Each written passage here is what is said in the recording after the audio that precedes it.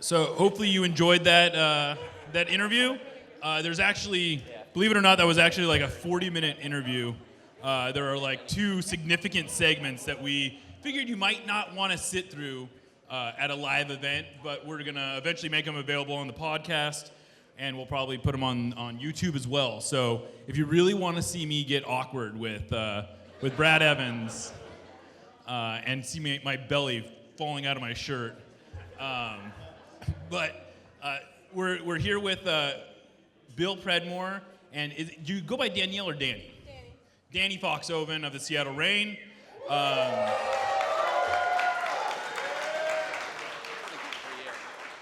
So we're going to start off with me asking a few questions, but ultimately I want to be able to go into the crowd. I have this image of myself being able to be like Donahue, and I bet you a handful of you guys are not old enough to know who Donahue is, but he was like the first like real talk show host, and he would go into the crowd and ask people questions, and it was before people were throwing chairs at each other and stuff. So it was the quiet times of talk radio or talk shows. Anyway, so Bill Predmore is of course the owner of the Seattle Reign. Daniel Foxhoven is a forward midfielder who also played for the Portland Thorns and went to school in Portland. And so, wait a minute, is this an anti-Portland? I didn't mean to throw you under the bus. No, but start off with you. What do you think it is about the Pacific? You've obviously experienced soccer in the Pacific Northwest a lot. What do you think it is about this region of the country that seems to have embraced not just soccer, but women's soccer in a way that really is unseen almost anywhere else in the world? Well, that is a really good question. I don't actually know if I have an answer for you.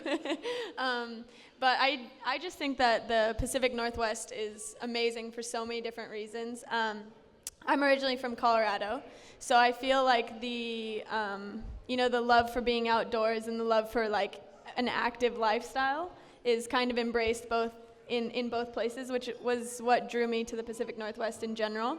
Then once I got to Portland, at the University of Portland, before the Thorns were there, the UP women's soccer team was really successful, and it was started by Clive Charles, who is a big name in soccer in the Pacific Northwest, and he really kind of started that whole culture in Portland and set the university off on the right foot. I think that set a good place for the Thorns and the Timbers to both come in and make, and bring in their fans. I think the Pacific Northwest kind of, has just embodied that as a pride in who we are and as a culture of, of just this area. I don't know what it is. I would extend that even up to Vancouver and say that Whitecaps, even for the women's side, have a good following. And I'm not really sure what it is, but I love it, and that's why I'm here.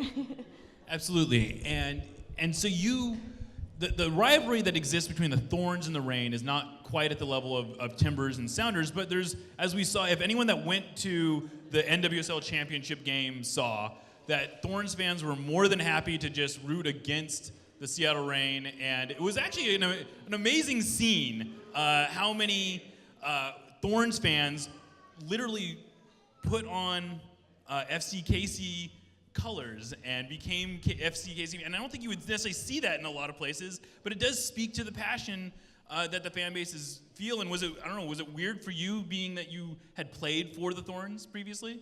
Yeah, definitely. I think there's kind of several parts to that.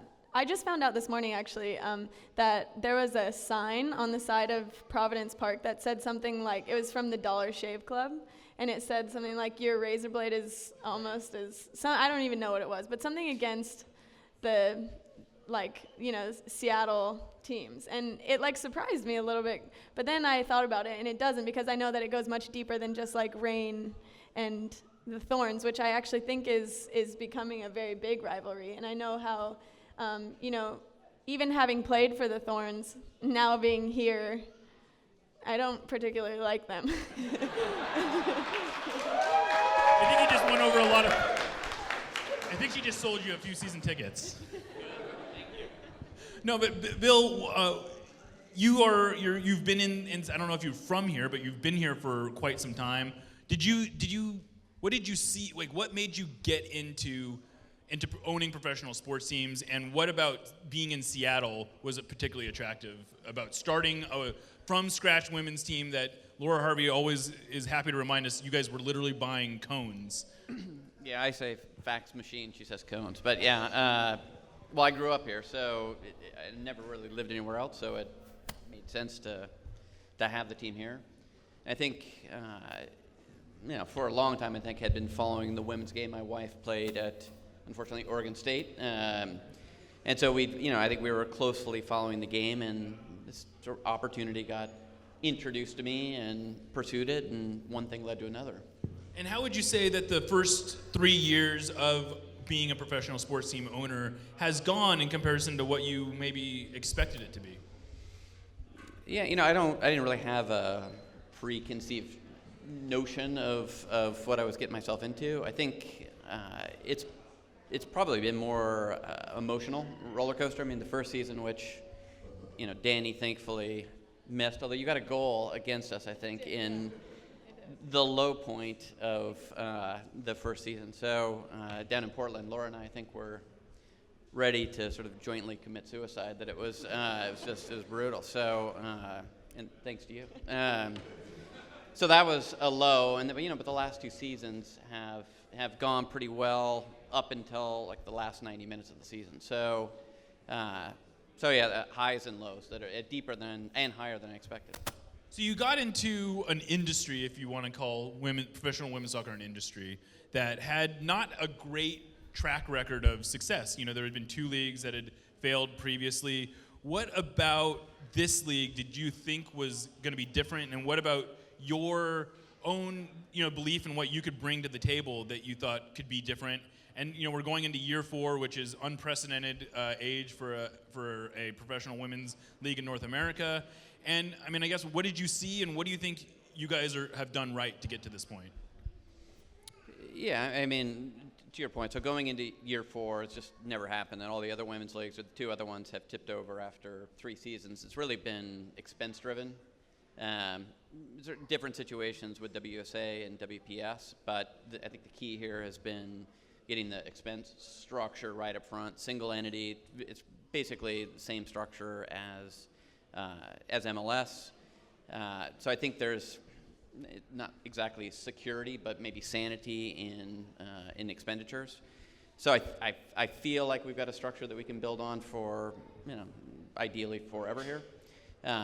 For us, what we did right, I don't know, I might defer to you on that. I don't know if you want to address it? Yeah, I think that the biggest thing for me is seeing, I think that without having like the amount of resources that like a men's organization does, or even like the organizations do in Europe or in other countries, that we've been very like grassroots, and it's taken everybody kind of making sacrifices, taking cuts in pay, taking cuts in time, and sort of understanding that it's for like a bigger picture, and that's for making it to year 4, much less making it to year 20 or something like that, And so obviously one of the trade-offs in all of that is on the player side that a lot of times you're not able to, have a full-time job. Certainly it's not necessarily a full-time job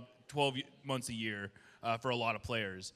How do you go about balancing, a very, like I would imagine the demands on your time are the same as a professional men's player especially during the season. So how do you go about balancing the need to just simply make a living with trying to be an elite athlete? Well, I would say the majority of us who feel like we need to bring in more money coach. And we mostly do individuals because we can't take like a team. It's just not we can't do that with our schedules, So most of us coach, which is awesome because we kind of give back to, where we were even, 10 years ago or 15 years ago, which is pretty cool. And then having said that, like the majority of our team right now is now off in different countries playing abroad, which, that makes it a full-time job, year round. And so have you ever done any of these off-season loans? Like, have you ever gone through that experience of going to Australia or going to Europe and spending 6 months? I have. I have. I went to, well, it was actually after I graduated, I was drafted into WPS. The WPS folded, so I went abroad. Since then, I haven't, because I've been here training. But I've done some other stuff in the off seasons, but not played there. But I was in Russia for a season. Wow, what was playing in? Now I'm very curious. What was playing in Russia like? It was cool. It was Russia. I mean, Where were you? I was in a city called Voronezh. It was south of Moscow, and I played for a team called FC Energy, and it was a very interesting experience. So you must be really excited about the 2018 World Cup.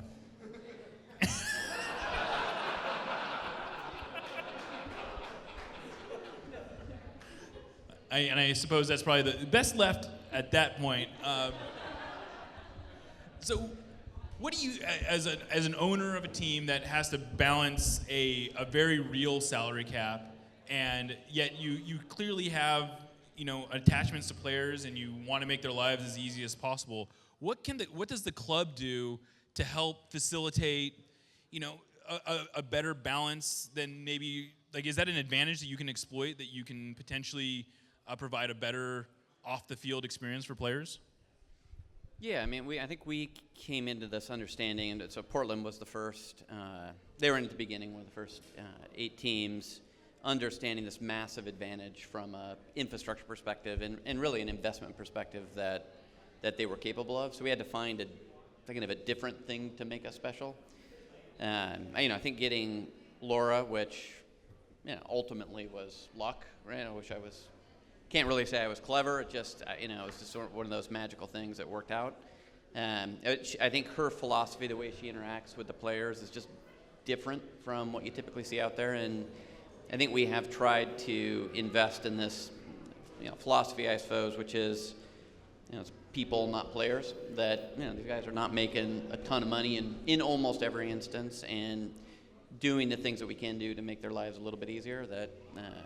We try and do them. Just a simple thing, which seems sort of insane for it to come out of my mouth, but like dental care, that it's not something the league provides. And I think when you're 23, 24, it's not really the thing you're thinking about, but you should probably go to the dentist. So we cut a deal with a dentist to give dental care to the players, and it seems almost obscene that we would it doesn't exist at the league level, but. It's just not mature enough to offer that as part of the medical benefits. So little things like that, we'll try and do. And it's a little tiny thing, but hopefully it makes life slightly better for them while they're here. So, Daniel, pretend that Bill isn't sitting next to you. How would you compare the experience of playing for the Reign and playing for the Thorns, and kind of some of the stuff that goes on behind the scenes that maybe we aren't all exposed to? Yeah, I'm also going to have to extend that and say that I'm going to include Russia in that, my team in Russia, because I think that I've kind of seen a little bit of everything now, and it is amazing to see the differences in that and see the professionalities in each instance. Portland obviously has so many resources, and they have so much that they can kind of use to all of this flashy things for the girls, which for the guys you kind of find everywhere, but for the girls it's few and far between where you find 20,000 fans, and a gym that is right there in your locker room. That's not you don't find that many places, and so for Portland it was this is an appeal that so many people loved, but then coming here and where it's smaller, and we have I can sit here and talk with Bill, and I can talk to my coach and not feel nervous about that, or being able to kind of actually have a relationship and feel like Memorial Stadium is my home is really an amazing thing, and something that I don't think is found in any other club in the U.S., and I've not heard of one everywhere else in the world. So for me, I can only say that this is really the most professional place I've ever played. So, in other words, it sounds like what you're saying is you think Bill is a lot better than Merritt Paulson. That's exactly what I'm saying. So that's it. No. So hopefully you guys are thinking of questions. I'm going to come out there and start asking you guys if you have anything that you want to ask them. But before I close it out on my end, Bill, what do you think some of the, we hear a lot about the we've always heard, we hear players saying this, that they want more MLS involvement in the NWSL. But it seems like, you look at who's been successful, and it's the teams that aren't necessarily tied to an MLS team. What are some of the advantages that you think you have as an independent organization over, a Thorns or the Dash or potentially the Pride? Yeah, I think it's a great question. So from a resource perspective, right, we can't spend $500,000 on a gym in a locker room. So we can't win on that, but I think what we can win on is focus, right? That I think if you're, Gavin down at Portland, right, you got the Timbers, which is really win or lose there. That's whether you keep your job or not. You've got, you've got T2, and, I think the Thorns are somewhere in there, but it's just they're not going to have the same level of focus that we can have. And I think the stuff is it's just that 1 or 2% that makes a difference between winning or losing. It's not that we're miles ahead or somebody else is miles behind. It's just that little extra piece that we can give that I think it's hard to do when you're trying to balance 3 teams. It's very difficult. So. Yeah, and I just want to say that a great example of the success that you guys have had is that when you first got here, you had the 2014 Shield, which apparently was mistaken for they wanted to bring the 2015. They have too many NWSL Shields that I think that's a great problem to have. I just thought I'd share that anecdote. So, any questions from the crowd? I want to run to you. Come on, let me run somewhere. Anyone? Nothing? Oh, okay. First of all, I want to say I really enjoy the Seattle Reign as a product. Next season will be my 3rd year as a season ticket holder, and the atmosphere, the location, it's really fantastic. So thank you so much for that. Thank you. Anyway, my question is, so at what point did you know that the NWSL final would not be in Memorial Stadium, and do you have any insight on why NWSL took so long to announce that? I think that was for you, Danielle. No. I do not recall the specific date that I was informed. So here's what I think. Sometimes the league, in all its awesomeness, does not move as quickly as we would like it to. And I think really that's what happened here. It wasn't conspiracy or some sort of purposeful intent to evade. It just was happenstance. So that is an area that the league really, I think we've focused on or are focusing on to make it better, that communication just needs to improve there. So, I had many angry emails from people that were not excited about the decision. But I think it was the right thing. I mean, as much as it pains me to say it, I think Portland did a great job with the final. I think wherever it is in the future, having a year to plan for it is going to make a massive difference in the quality of the presentation. Getting a great TV slot or getting press into the building for the game, it will make a difference. So, as much as I would have liked to have hosted it here, and as much as I'd like to believe that it would have made a difference in the outcome of that match, I still am supportive of the decision. So, good question.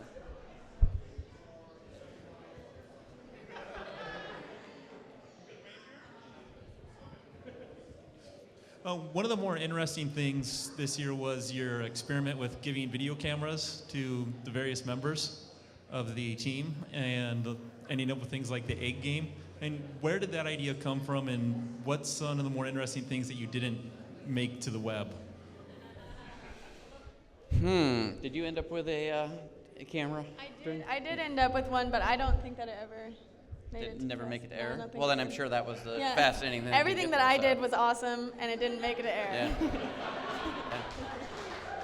It was actually, so Brandon, who runs marketing for us, I think it was his brainchild to hand out the GoPro. So I have to actually give 100% of the credit to Laura Harvey. When I first started with the club this season, I sat down with her and I said, what are some things that you've done at some other clubs that we should be doing? And it was actually something she did with Arsenal ladies, and we just took it to the next level. It all comes down to Laura. Yeah. A little predictable there. Whoa. Anyone else? Got questions here? Yeah. So earlier you mentioned you alluded to it being an interesting story of how Laura Harvey got here, and that it wasn't something you planned for. Is there a story behind that?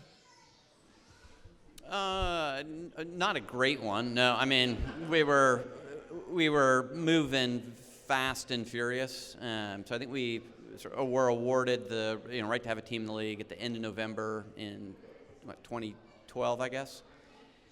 And then by December, we named Laura the coach. So there was a few conversations that we had, but with Laura, it was weird.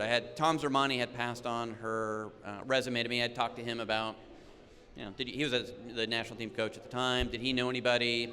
He said, hey, I had this conversation with Laura. You should talk to her. So called her up, and it happened in like the span of a week. So that it wasn't this really thoughtful, I went through all this due diligence and what you would normally do when hiring somebody. It just, getting her on the phone and talking with her just felt right. And again, I guess trusted my gut on it, but I can't say that it was, again, some thoughtful, plan for world domination that had Laura Harvey's name on it. It just kind of worked out that way. And if I can like back to that, Laura is Laura, and she is a very special and unique human being, as is Bill. And I think the two of them, they work so well with each other that I can't imagine that when you were hiring her that it didn't feel anything but right, because I don't think anybody has near a relationship like the two of you guys do, It's really special. It's weird, actually. So we share many of the same habits, most of which are bad. So she is more like a sister, I think, than a employee. So it's worked out well for us.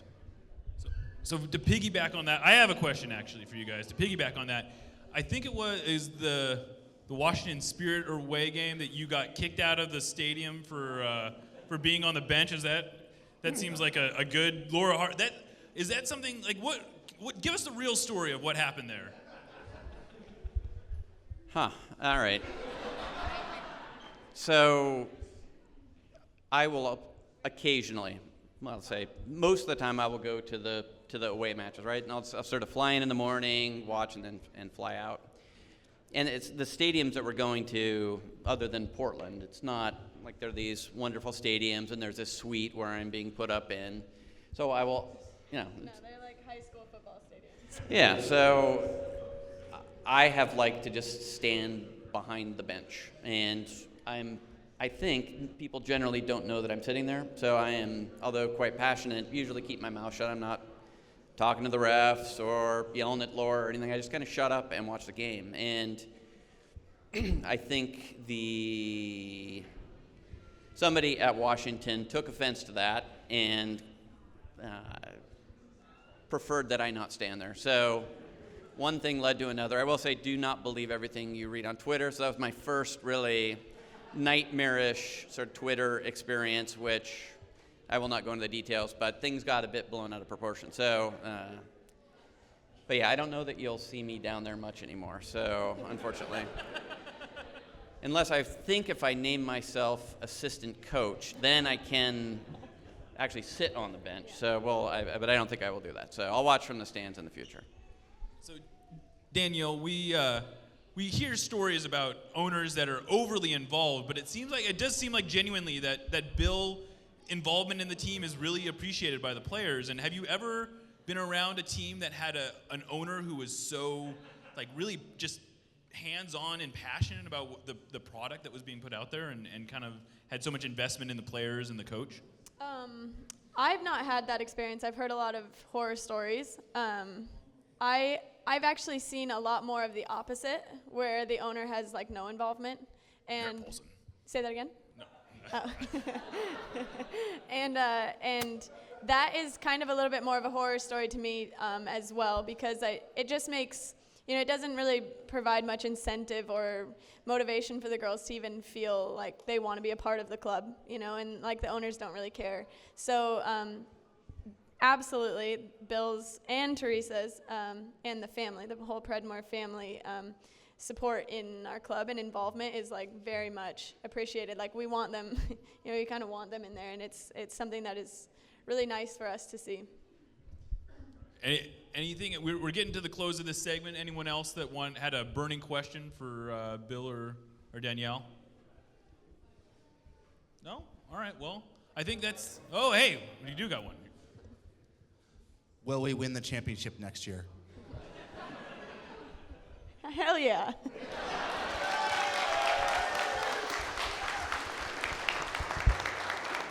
And that seems to be a perfect note to end this on. So thank you so much for coming here today. You guys have been great. And you get to say you were part of YachtCon15. So your parting gifts or I'll get you a t-shirt. I will absolutely get you a t-shirt. Danielle turned me down for a t-shirt, so.